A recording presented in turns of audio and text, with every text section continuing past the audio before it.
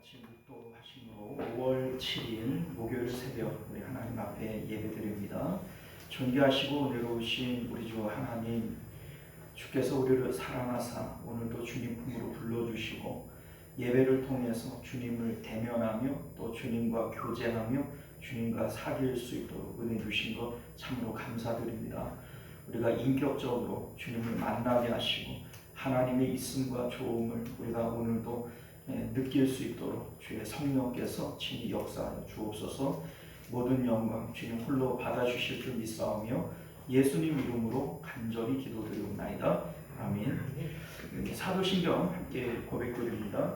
전능하사 천지를 만드신 하나님 아버지를 내가 믿사오며 그 외아들 우리 주 예수 그리스도를 믿사오니 이는 성령으로 잉태하사 동정녀 마리아에게 나시고 본디오 빌라도에게 고난을 받으사 십자가에 못 박혀 죽으시고 장사한 지 사흘 만에 죽은 자 가운데서 다시 살아나시며 하늘에 오르사 전능하신 하나님 우편에 앉아 계시다가 조리로서 산자와 죽은 자를 심판하러 오시리라. 성령을 믿사오며 거룩한 공예와 성도가 서로 교통하는 것과 죄를 사하여 주시는 것과 몸이 다시 사는 것과 영원히 사는 것을 믿사옵나이다. 아멘.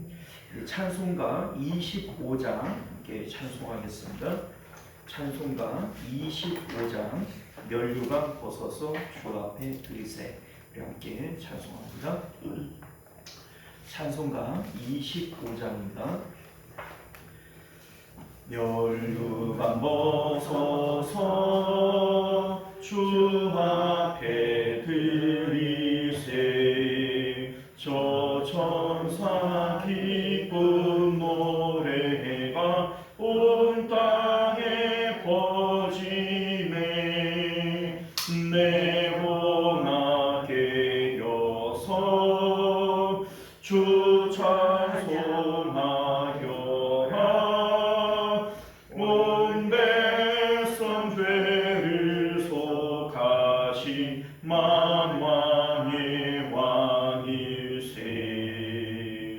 멸류관 벗어서 주 앞에 드리세.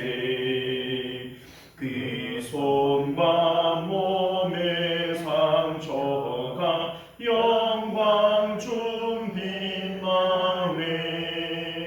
하늘의 천사도 그 영광 보고서 고난의 신비 알고자 늘 흠모하도다. 멸류관 벗어서 주 앞에 드리세.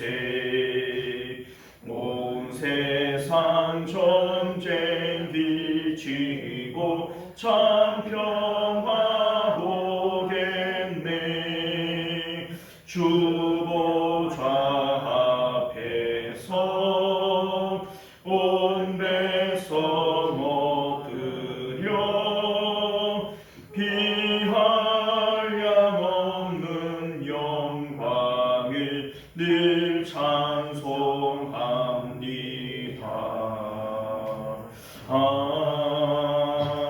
아멘. 자, 우리 하나님 말씀 보겠습니다. 베드로 전서 1장 3절에서 12절까지 말씀 우리 함께 교독하여 읽겠습니다. 3절에서 12절까지 말씀 교독하겠습니다. 우리 주 예수 그리스도의 아버지 하나님을 찬송하리로다. 그의 많으신 긍휼대로 예수 그리스도를 죽은 자 가운데서 부활하게 하심으로 말미암아 우리를 거듭나게 하사 산 소망이 있게 하시며 썩지 않고 더럽지 않고 쇠하지 아니하는 유업을 있게 하시나니 곧 너희를 위하여 하늘에 간직하신 것이라. 너희는 말세에 나타내기로 예비하신 구원을 얻기 위하여 믿음으로 말미암아 하나님의 능력으로 보호하심을 받았느니라. 그러므로 너희가 이제 여러 가지 시험으로 말미암아 잠깐 근심하게 되지 않을 수 없으니 오히려 크게 기뻐하느니라. 너희 믿음의 확실함은 불로 연단하여도 없어질 금보다 더 귀하여 예수 그리스도께서 나타나실 때에 칭찬과 영광과 존귀를 얻게 할 것이니라. 예수를 너희가 보지 못하였으나 사랑하는 자가 이제도 보지 못하나 믿고 말할 수 없는 영광스러운 즐거움으로 기뻐하노라. 믿음의 결국은 곧 영원의 구원을 받으니라. 이 구원에 대하여는 너희에게 임할 은혜를 예언하였던 선지자들이 연구하고 부지런히 살펴서 자기 속에 계신 그리스도의 영이 그 받으실 고난과 후에 받으실 영광을 미리 증언하여 누구를 또는 어떠한 때를 지시하시는지를 상고하니라. 이 섬긴 바가 자기를 위한 것이 아니라 너희를 위한 것이니 계시로 알게 되었으니 이것은 하늘로부터 보내신 성령을 힘입어 복음을 전하는 자들로 이제 너희에게 알릴 것이요 천사들도 보고 살피기를 원하는 것이니라. 아멘. 저희 함께 기도하겠습니다. 존귀하시고 내려오신 우리 주 하나님, 우리가 오늘도 주님의 복된 말씀을 통해서 진리를 깨닫게 하시고 진리가 너희를 자유케 하리라 주님 말씀하셨사오니 이 말씀을 통해서 우리가 이 세상에서 이제 자유함을 얻어서 참된 은혜를 누릴 수 있도록 주님 역사하여 주옵소서. 거룩하신 우리 주 예수님 이름으로 간절히 기도드리옵나이다. 아멘. 자, 오늘 우리는요 함께 읽은 본문의 말씀을 중심으로 고난의 신비와 은혜라고 하는 제목으로 하나님 말씀 나누도록 하겠습니다. 고난의 신비와 은혜. 앞서 말씀드린 대로 베드로 전서는요 AD 64년 7월경에 로마의 대화재를 기점으로 기독교의 박해가 극심하게 되어지는데요. 그 이전까지도 기독교에 대한 박해가 있었고 이제 본격적인 이 박해가 더 극심해질 때쯤 이 64년을 전후하여서 이 베드로 전서가 기록된 것으로 그렇게 보고 있습니다. 우리 그 베드로 전서를 통해서 사도 베드로가 우리에게 말씀하고자 하는 내용은요, 고난의 의미가 뭐냐는 겁니다. 이 성도들이 이 고난을 어떻게 받아들일 것이며 이 고난을 우리가 참아낼 때에 어떤 결과가 오게 될 것이냐, 이러한 내용들이 이제 베드로 전서에 기록이 되어져 있습니다. 베드로 사도는요 성도의 정체성을 거류민이요 나그네다 이렇게 말씀하고 있어요.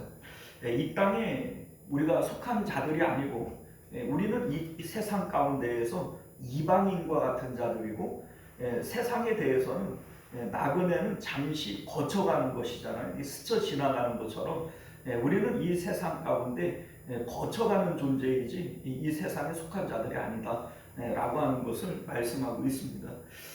그리고 우리가 이 땅 가운데에서 내가 이방인이요 또 나그네다 라고 하는 이 성도의 정체성을 갖게 되어지는 것은 2절 말씀을 보면요 성부, 성자, 성령 삼위 하나님의 사역을 통하여 되어지는 것이다 이렇게 말씀하고 있는 것이죠. 성부 하나님께서 미리 아시고 택하여 주신 것이고 성령 하나님께서 우리를 거룩하게 하시고 순종하게 하는 것이고 예수 그리스도의 핏부림을 통해서 이것이 이루어지는 것이다 이렇게 말씀하고 있는 것입니다. 자, 우리가 알다시피 베드로 사도는 예수님의 수제자예요. 그런데 이 베드로 사도가 본래 무학자이고 그리고 이제 그 뭡니까 유식한 사람이 아니잖아요. 자, 그럼에도 불구하고 이 베드로 사도는 성경적 세계관에 대해서 또 성경적 인생관에 대해서 우리에게 아주 직관적이고 매우 쉽게 우리에게 이 내용을 설명하고 있어요. 저는 개인적으로 좀 그런 부분이 있는데 사도 바울 같은 경우에는 좀 똑똑하잖아요. 이 서신서 자체가 이 단어 자체가 어려워요. 그래서 우리 이제 서신서가 사람들이 어렵다 이런 얘기를 하는데 사실 우리가 알고 보면 내용적으로는 어려울 게 없어요. 오히려 사복음서가 내용적으로 훨씬 어렵습니다. 자, 그런데 베드로 전후서 같은 경우에는 내용 자체도 쉽고 사용하는 단어들도 매우 직관적이라서 어렵지 않습니다. 그럼에도 불구하고 이 베드로 사도가 우리에게 전해주고 있는 이 내용은 성경 전체를 관통하고 있는 성경적 세계관, 성경적 인생관, 그래서 우리가 이 땅 가운데 어떻게 살아가는 것이 믿음을 따라 사는 것이냐, 이러한 내용에 대해서 정말 명확하고 확실하게 가르쳐주고 있다는 것이죠. 그런 의미에서 이 베드로 전서는 참 사랑할 만한 성경이기도 합니다. 자, 여러분들, 베드로 사도가 우리에게 말해주는 이 세계관은 뭐냐? 여러분들, 우리는 이 세상 가운데에서 뭔가 나에게 기쁨과 만족을 줄 만한 것이 있을 것처럼 느껴져요. 그래서 이 세상에 대해서 뭔가 희망을 가지고 기대를 가지고 우리가 이 세상을 살아가지 않습니까? 자, 그런데 베드로 사도는 베드로후서 3장 7절에 이렇게 말씀해요. 이제 하늘과 땅은 그 동일한 말씀으로 불사르기 위하여 보호하신 바 되어 경건하지 아니한 사람들의 심판과 멸망의 날까지 보존하여 두신 것이라. 자, 무슨 얘기입니까? 이 세상은 멸망받을 거라는 거예요. 그러니까 멸망받을 이 세상 가운데 뭐 기대할 만한 것이 있고 뭘 희망을 가질 만한 것이 없다라고 하는 것을 우리에게 말씀하고 있는 겁니다. 자, 그러니 우리는 이 세상 가운데 마음을 둘 필요가 없고 또 마음을 두어서도 안 되고 이 땅 가운데에 대해서는 우리가 이방인이요 나그네처럼 그렇게 살아가는 것이 합당하다, 이렇게 우리에게 말씀하고 있는 것임을 믿으실 수 있기를 바라요. 우리 인생에 대한 것도 역시 마찬가지예요. 우리 인생은 아침 안개와 같은 것이고 또 시드는 꽃과 같은 것이다 라고 하는 것을 말씀하고 있습니다. 우리는 내 삶에 대해서 기대를 많이 가져요. 또 희망을 갖습니다. 뭔가 있을 것처럼 생각이 되어지죠. 그러나 아무것도 없어요. 우리 인생은 그냥 하나님께서 우리에게 주시는 기회의 땅에서 그 기회를 잡기 위해서 잠시 머무는 것이다 라고 하는 것을 믿으실 수 있기를 바랍니다. 자, 그렇기 때문에 우리 하나님께서 우리에게 주시는 것은 마치 구명줄과 같은 거예요. 예수 그리스도는 우리에게 구명줄과 같은 겁니다. 마치 이런 그림을 연상할 수 있어요. 천길 남떨어지 폭포가 있습니다. 이제 얼마 안 있으면 이 폭포에 떨어져서 우리 인류는 죽을 거예요. 자, 그런데 그 폭포가 있는 줄도 모르고 뱃놀이를 즐기고 있어요. 지금은 평안한 것 같고 앞에 어떤 일이 없을 것처럼 느껴지니까 우리 노아의 홍수 때에 사람들이 시집가고 장가가고 다 뭐 평안하고 뭐 이렇게 하다가 갑자기 멸망이 임한 거 아니겠어요? 자, 마찬가지로 불로 심판받는 이 마지막 때에도 노아의 홍수 때처럼 사람들이 그거를 인지하지 못하는 거예요. 바로 앞에 천길 낭떠러지에 폭포가 있는데 지금은 니나노 하면서 뱃놀이를 즐기고 있는 것과 동일한 겁니다. 자, 그런데 하나님께서 구원하시기로 작정되어진 우리들은 복음을 통하여 이 세상의 끝날에 어떤 일들이 있게 되어질지를 알게 되어지고 그 가운데 우리가 어떻게 구원받을지에 대한 것도 예수님을 통해서 우리가 알게 되어지는 것이죠. 이게 바로 복음인 것을 믿으실 수 있기를 바라요. 자, 그래서 성경 전체를 통해서 우리에게 말씀하고자 하는 내용이 뭡니까? 이 세상은요 별 볼 일 없다는 겁니다. 별 볼 일 없습니다. 우리 이제 본래 사람은 자기의 어떤 뜻과 생각을 가지고 행동하며 그렇게 살아가는 존재가 아니에요. 선악과를 먹지 말라 이렇게 얘기를 하는 것은 판단하지 말라 이런 의미인데, 사람이 판단하지 않으면 생각도 할 수 없는 것이고 또 말도 할 수 없는 것이고 행동할 수도 없는 겁니다. 무엇인가 판단이 있어야 생각이 되어지는 것이고 생각은 결국 판단을 위해서 하는 거 아닙니까? 자, 그런데 판단하지 말라, 선악과 먹지 말라. 이거는 우리가 자의로 생각할 것도 금지하는 것이고 우리가 말하고 행동하는 것에 대한 것도 자의적으로 할 수 있는 것이 아무것도 없음을 우리에게 말씀하고 있는 것이죠. 하나님께서 다윗을 광야에서 시험하십니다. 자, 그런데 광야에서 다윗을 훈련하실 때 훈련의 내용이 뭐냐면 자기 스스로 생각하고 판단하고 결정하는 것을 금하는 거예요. 그렇게 하지 않는 겁니다. 자, 우리가 이제 다윗이 광야에서 훈련 받을 때 블레셋이 그일라를 쳐들어와요. 그러니까 이 다윗이 자기가 판단해서 갈까 말까 이렇게 안 합니다. 하나님 갈까요 말까요? 2번 3번 물어보죠. 그리고 사울에게 자신을 넘길 건지 내가 그일라를 도망갈까요 안 갈까요? 또 다시 묻지 않습니까?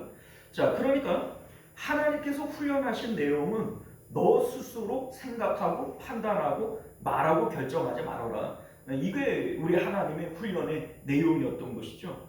자, 그런데 그렇게 훈련받았던 이 다윗이 왕이 되어지고 자기 스스로 생각하고 판단해요. 그리고 자기에게 권력과 힘이 있기 때문에 그 자기 뜻을 이루게 되어집니다. 그리고 자기 뜻대로 이룬 결과가 뭐죠? 이룬 결과는 밧세바를 간음하고 우리아를 죽이는 죄 짓는 일밖에 한 게 없다는 거예요. 우리가 이 세상 가운데 내 뜻을 이루어요. 내 마음대로 되어지고 내 뜻대로 되어져요. 그러면 그것이 좋은 일일까? 그게 아니에요. 여러분들 다윗은 자기 뜻대로 했잖아요. 그런데 자기 뜻을 이룬 결과가 뭐죠? 죄 짓는 것밖에 없어요. 성경이 이를 통해서 우리에게 말씀하고자 하는 내용이 뭐냐?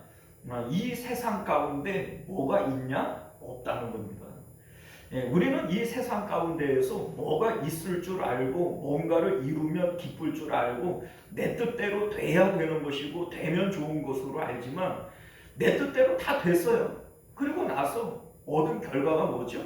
죄 짓는 것밖에 없어요. 하나님 앞에 범죄한 것밖에 없고 그래서 후회하는 것밖에 남은 게 없다라고 하는 것이죠. 이에 대한 것은 솔로몬도 동일하게 얘기를 합니다. 자기가 원하는 대로 다 해봤어요. 그런데 다 헛되다는 겁니다. 그리고 자기가 한 일은 죄 짓는 것밖에 없어요. 자, 그러니까 우리가 이 세상 가운데에서 성경이 우리에게 말씀하고자 하는 게 뭡니까? 세상에 뭐 있어요? 뭐 없어요. 뭐 없습니다. 자, 그러니 예수 그리스도를 통해서 우리에게 전해주고자 하는 구원의 내용은 뭐냐면 세상을 떠나야 된다는 거예요. 이 세상은 멸망받아 없어질 것이기 때문에 우리가 이 세상 가운데에서 뭘 하려고 하지 말고 뭘 이루려고 하지 말고 그래봐야 이룰 수 있는 것은 죄밖에 없기 때문에 우리 마음이 십자가를 통해서 빠져나가야 하는 것이다. 이게 바로 예수님이 우리에게 가르쳐 주시는 구원의 내용인 것을 믿으실 수 있기를 바랍니다. 예수님께서 부활하실 때 하늘과 땅의 모든 권세를 아버지께로부터 내가 받았다. 이런 말씀을 하십니다. 자, 그러면 이 땅 가운데에서 이제는 좋은 일만 있잖아요. 내 마음대로 할 수 있고 내 뜻대로 되어지고 하늘과 땅의 모든 권세를 가지셨는데 예수님은 이 세상을 훌쩍 빠져나가 버리셨어요. 아버지께로 올라가 버리셨다고요. 자, 이것이 우리에게 뭘 얘기를 하는 겁니까? 방향성을 얘기를 해주는 거예요. 자, 우리가 이 세상을 향하여 하늘을 등지고 세상을 향하여 갈 것이냐? 아니라는 겁니다. 하늘과 땅의 모든 권세를 가지고 우리가 가야 할 방향은 십자가를 통해서 세상을 빠져나가는 거예요. 이게 바로 구원의 방향인 것을 믿으실 수 있기를 바랍니다. 자, 그래서 베드로 사도는 우리에게 우리가 이 세상 가운데 어떤 세계관을 가지고 어떤 정체성을 가지고 살아가야 될 것이냐. 이 세상은 불로 심판받아 없어지고 멸망할 것이기 때문에 우리는 이 세상 가운데 이방인이요 나그네처럼 자기를 생각을 하고 세상을 빠져나가야 된다는 거예요. 예수님을 따라서 세상 바깥으로 나가야 되는 것이다. 이것이 바로 구원이다. 이렇게 말씀하고 있는 것임을 믿으실 수 있기를 바라요. 자, 그래서 3절 말씀을 보면 산 소망에 대해서 말씀을 하시는데 예수님의 부활을 통해서 우리에게 산 소망을 주셨다. 이런 얘기를 합니다. 예수님의 부활과 산 소망이 어떤 의미가 있죠? 예수님께서 부활하시고 하늘로 올라가셨어요. 이게 우리에게 산 소망이라는 겁니다. 우리는 이 세상 가운데에서도 소망을 가지고 살아가요. 이랬으면 좋겠다, 저랬으면 좋겠다. 이게 다 소망 아닙니까? 자, 그런데 이 세상을 향하여 우리가 가지는 소망들은 다 죽은 소망들이라는 겁니다. 자, 이 죽은 소망이라고 하는 이유가 뭐냐면 세상 가운데 참된 기쁨도 없고 세상에 있는 모든 소망을 이루어봤자 그 소망을 이룬 결과는 멸망밖에 없어요. 자, 그러니까 그거는 산 소망이에요, 죽은 소망이에요? 죽은 소망이라는 겁니다. 자, 그런데 예수님의 부활을 통해서 예수님이 가신 그 하늘에 있는 이 소망은 산 소망이라는 겁니다. 영원한 소망이고 우리에게 생명을 주는 소망이라는 것이죠. 그렇기 때문에 이거 산 소망이라고 얘기를 하는 것이죠. 자, 우리 4절 말씀을 보면요, 썩지 않고 더럽지 않고 쇠하지 아니하는 유업을 있게 하시나니 곧 너희를 위하여 하늘에 간직하신 것이다. 이런 말씀을 합니다.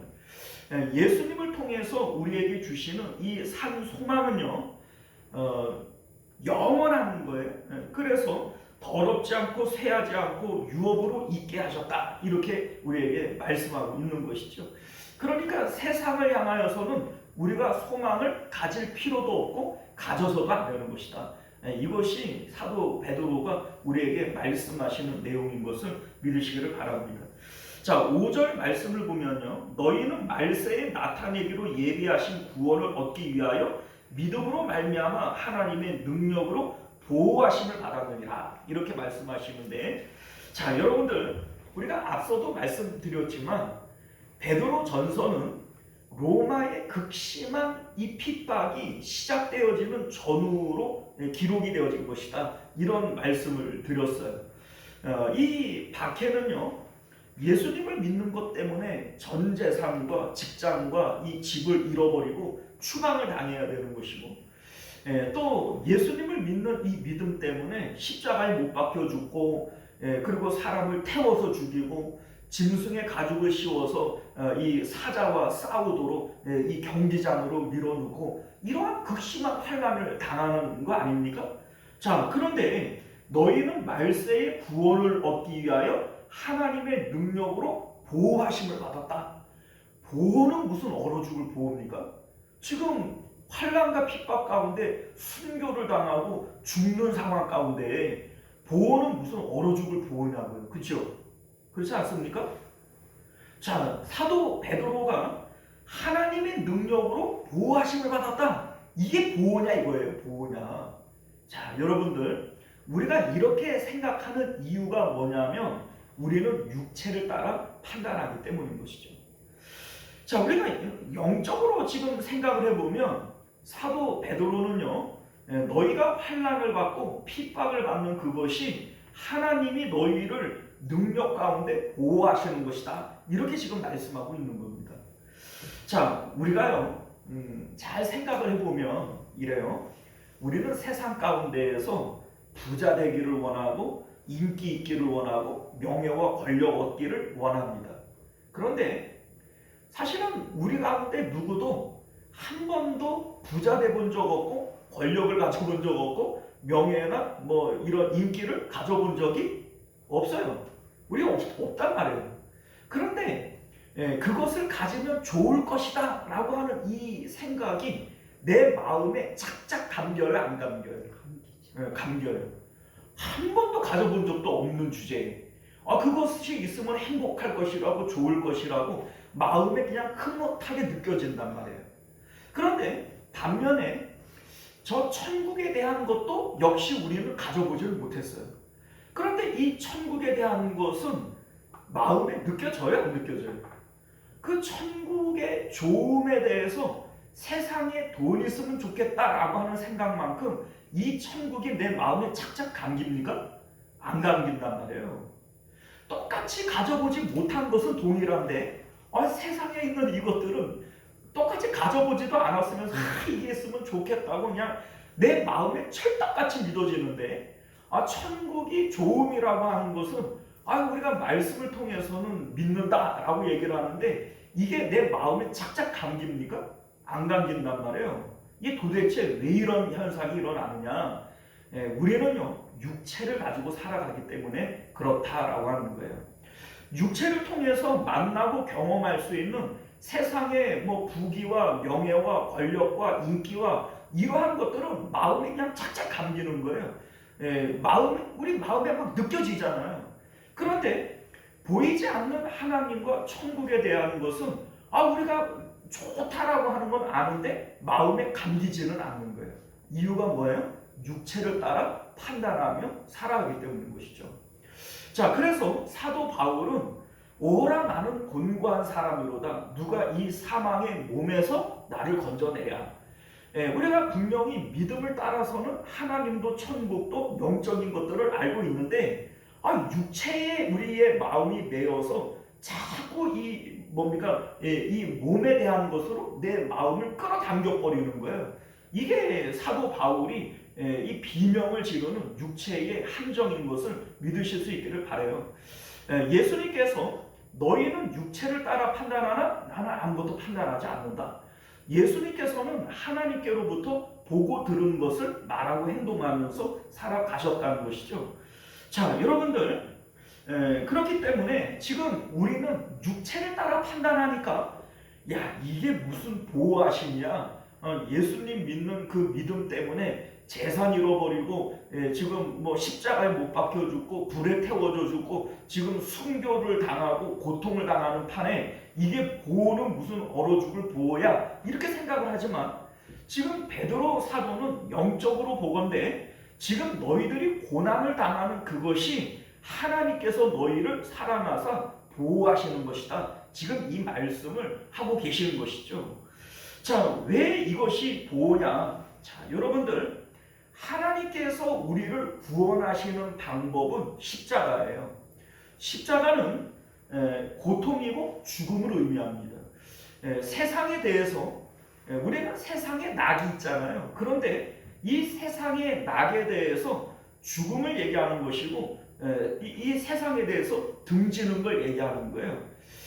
우리 예수님께서 날마다 자기를 부인하고 자기 십자가를 지고 나를 따라와야 된다. 이렇게 말씀하시는 것은 우리 마음이 육체를 따라서 자꾸 세상의 좋음을 느껴요. 이 세상이 참 좋은 거지. 개똥밭에 굴러도 저승보다는 이승이 낫지. 막 이러잖아요.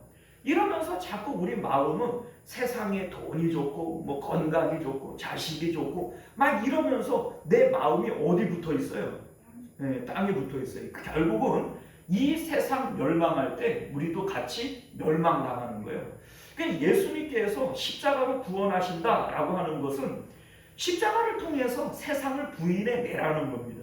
그리고 십자가를 통해서 세상에 대해서 죽은 자가 되어줘야 되고 예수님을 따라서 마음이 세상을 빠져나가야 된다는 거예요. 사도 바울이 세상에 대해서 내가 죽었고 또 나에 대해서 세상이 죽은 것이다. 이렇게 얘기를 하지 않습니까? 자, 여러분들 이게 바로 십자가를 통한 구원의 내용인 것을 믿으실 수 있기를 바라요. 자, 그런데 우리가 이거 알아요, 몰라요? 이거 알잖아요. 우리 왜 몰라요? 우리 복음을 배웠는데. 아는데 문제는 이걸 아는데 돼요, 안 돼요? 안 된단 말이에요. 이게 안 된다면. 그래서 하나님께서 우리의 영혼을 보호하시기 위해서 주시는 것이 환난과 고난이라는 겁니다. 우리 마음은 나도 모르게 육체를 통해서 땅에 자꾸 붙어 있는 거예요. 그러니까 이 좋다고 이 세상이 좋다고 막 이러고 있는데 하나님께서 우리의 영혼을 보호하시기 위해서 환난을 주시고 박해를 주시는 거예요.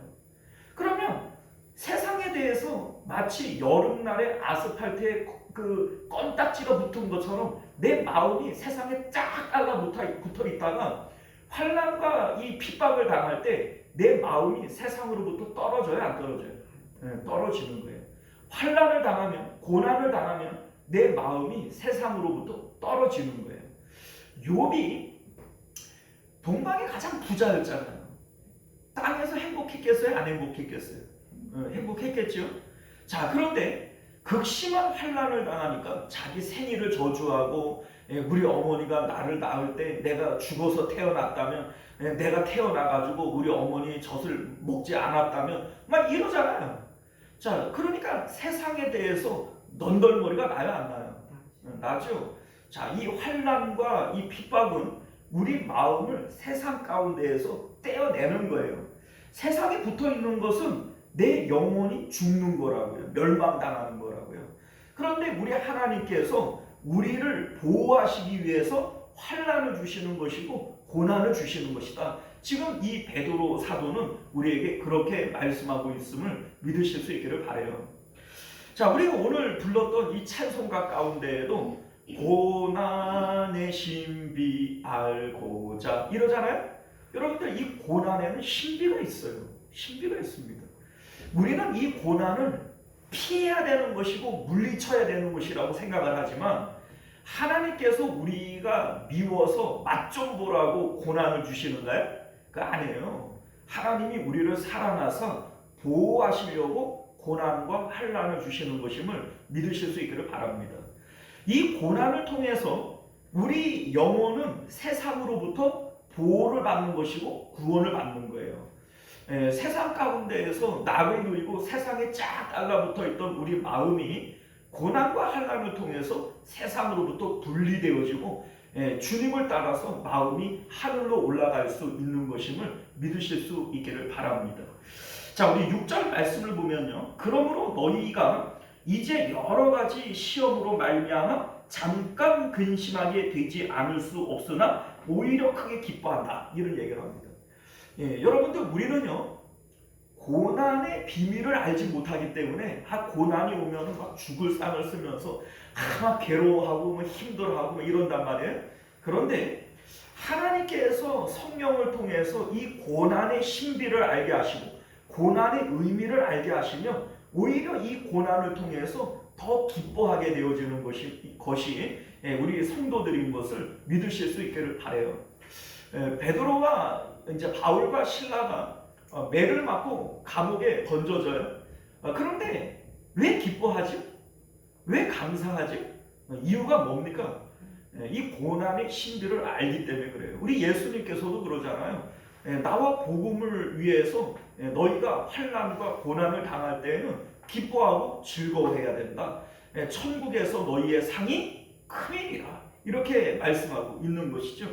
자, 우리 7절 말씀을 보면 이 믿음은 불로 연단하여 없어질 금보다 더 귀한 것이고 예수님이 오실 때 칭찬과 영광과 존귀를 얻게 할 우리의 상급이기 때문이라. 이런 얘기를 하시는 거예요. 자, 여러분들, 우리가 환난을 당하지 않으면 믿음이 드러나질 않아요.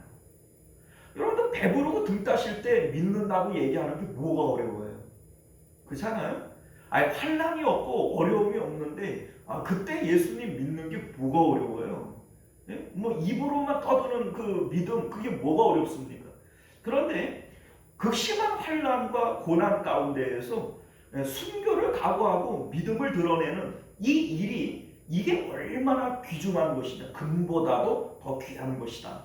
왜냐하면 이 믿음은 장차 예수님께서 오실 때에 칭찬받고 영광과 존귀를 얻게 할 우리의 상급이기 때문이다. 이렇게 말씀하고 있는 것임을 믿으실 수 있기를 바랍니다.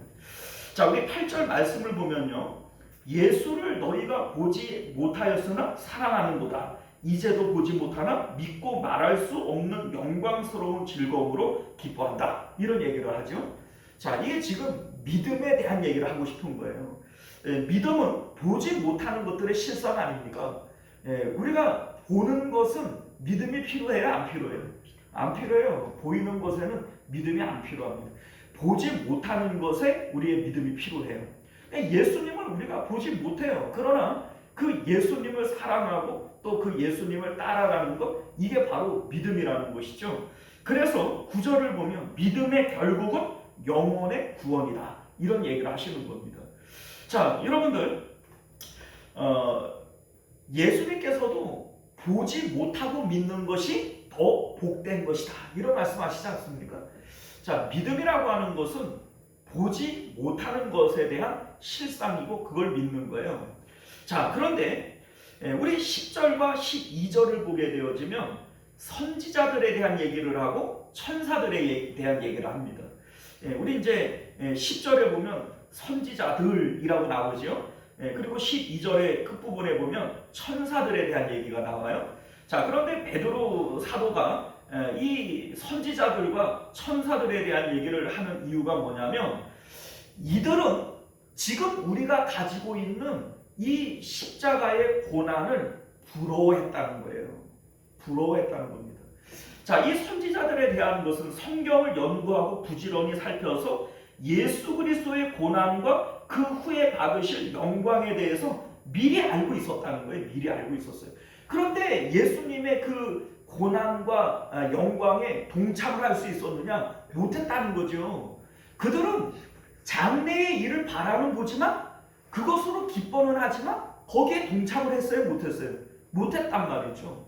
그래서 우리 예수님께서도 세례 요한에 대해서 누가복음 7장 28절을 보면 이런 말씀을 해요. 내가 너희에게 말하노니 여자가 낳은 자 중에 요한보다 큰 자가 없도다. 그러나 하나님의 나라에서는 극히 작은 자도 그보다 크다. 이런 얘기를 해요. 자, 이게 무슨 의미냐면 세례 요한은 구약의 인물이에요.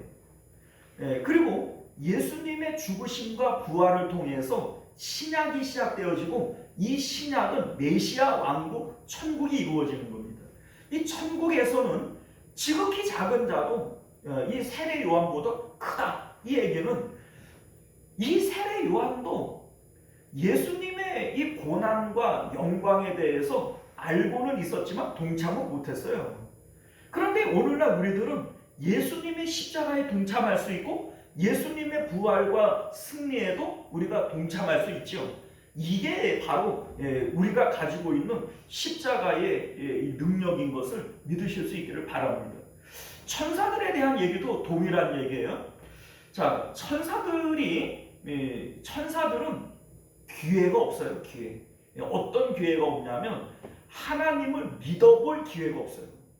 왜냐하면 천국에서 태어나서 하나님의 영광을 날마다 보는 이 천사들에게 믿음이 필요해요? 믿음이 안 필요해. 믿음을 가질 수가 없어요. 그런데 우리가 지금 베드로 사도는 믿음의 능력과 믿음의 효용에 대해서 얘기를 하고 있는 거잖아요. 그런데 이 믿음은 금보다도 귀한 것이고 장차 우리 7절이 말하는 것처럼 장차 칭찬과 영광과 존귀를 얻게 하는 것이란 말이에요.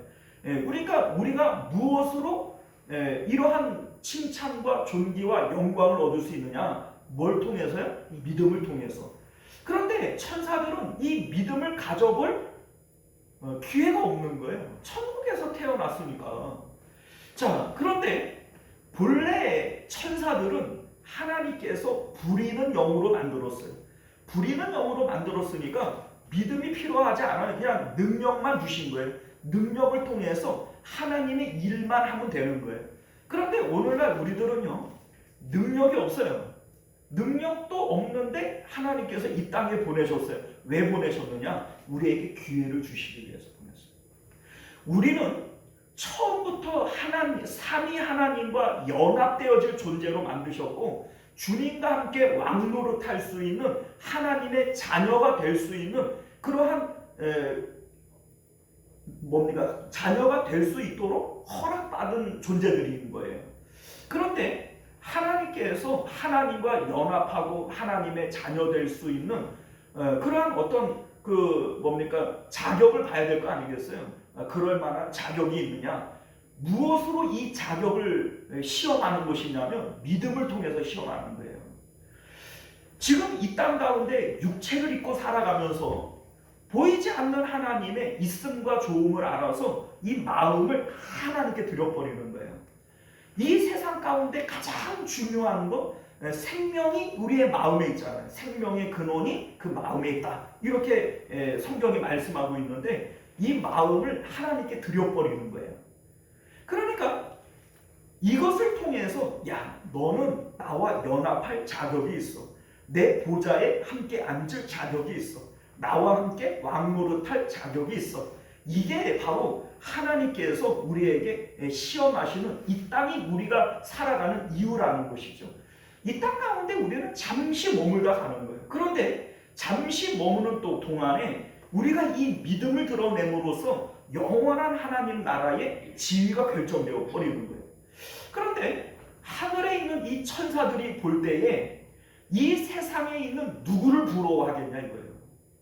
자, 여러분들 천사가 재벌을 부러워할까요? 천사가 대통령이나 국회의원을 부러워할까요? 천사가 탑스타나 이 연예인들을 부러워할까요? 그들은 천사들에게 아무런 부러움의 대상이 되지는 않아요.